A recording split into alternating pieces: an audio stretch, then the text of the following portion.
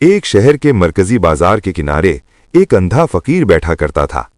उसकी आंखों में रोशनी न थी, मगर चेहरे पर अजीब सा सुकून था। रोज लोग उसके पास से गुजरते, कोई सिक्का डाल देता, कोई नजरअंदाज कर देता। फकीर के सामने एक तख्ती रखी होती, जिस पर लिखा था, मैं अंधा हूं, अल्लाह के नाम पर मदद करें।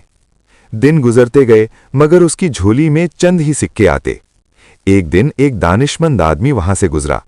उसने तख्ती देखी, फकीर के चेहरे को गौर से देखा, फिर खामोशी से तख्ती उठाई और उस पर कुछ लिखकर वापस रख दी। फकीर ने कुछ न कहा। कुछ ही देर में अजीब तब्दीली आने लगी। लोग रुकने लगे, पढ़ने लगे और पहले से कहीं ज्यादा सिक्के डालने लगे। कोई सिक्का डालते हुए आह भरता, कोई खामोशी से आंख पहुंच लेता। शाम तक फकीर की झोली भर चुकी थी। फकीर हैरान हुआ। जब वही दानिशमंद वापस आया तो फकीर ने पूछा, ऐ साहिब, आपने तख्ती पर क्या लिख दिया कि लोगों का दिल बदल गया?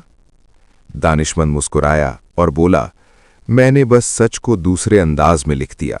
फकीर ने कहा, वो कैसे?